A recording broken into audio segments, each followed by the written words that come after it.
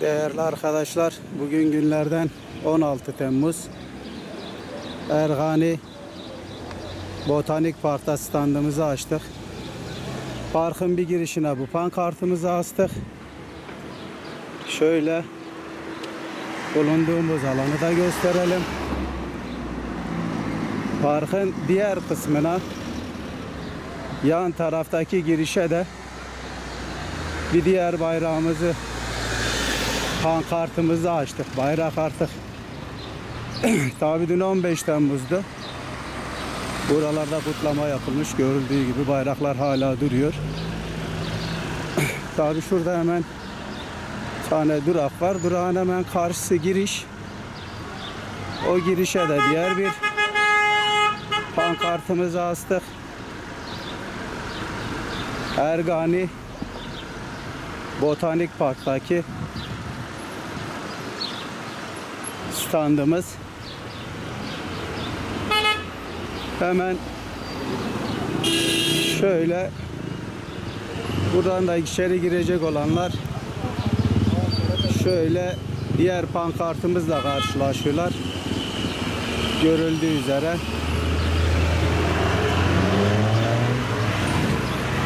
Dün 15 Temmuz'u anma etkinliği burada gerçekleştirildi. Ve parkın içine geldiğimizde de şu şekilde bir diğer pankartımız, yani parkın dışından geçenler, durakta bekleyenler ve dolmuşların içinde olanlar dahi pankartlarımızı görecekler. Değerli arkadaşlar, bugün 16 Temmuz Ergani'de standımızı açtık. Geçen sene de burada stand açmıştık. Herkesin malumu, geçen seneki standta hem pankartlarımıza izin verilmemişti, hem de Zazaca müziği çalındığında bir yarım saat sonra müziği de kapatmamızı istemişlerdi. Tabii bunun bu açtığımız standta bu sıkıntıları yaşamamız olmamız bizi sevindirdi. Yani aynı muameleyi, aynı faşistliğiyle karşılaşmamış olmamız memnun edici bir durum. Tabii biz Zaza standları için müracaat ettiğimizde bütün ilgili kurumların bize yardımcı olmaları gerekiyor. Sonuçta kaybolma tehlikesinde olan bir dili yaşatmaya çalışıyoruz.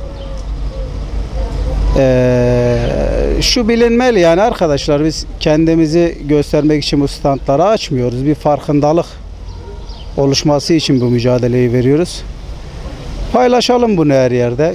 Açabilen, bu tarz uygulamalar yapabilen, bu tarz çalışmalar yapabilen arkadaşlar da bunları yapmalılar. İsmim Ağa, lakabım Delibaş. Evet. İsmim Ağa, lakabım Delibaş. Zazaca dili hakkında bir şeyler... Zazaca dil hakkında bir şeyler söyleyeceğim. Şuma sekeni veşi çimşimun ser. Enca pir Zazay mara salam. Şuma rahatти veşi leyr meyir pir veşi. Pirna salam beki gaday mede pir veşi inşallah. Pir Zazay çıka Zazay mast pirna salam. Pir khiri veşi khuri boyni selamati khuri boyni.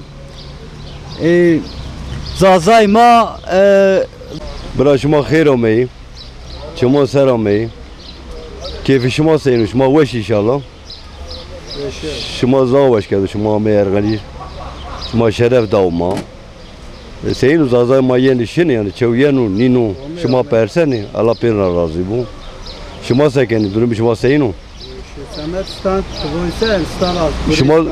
شما زاوش کرد ولی، زاوش کرد، ما پی کیف ما وش به.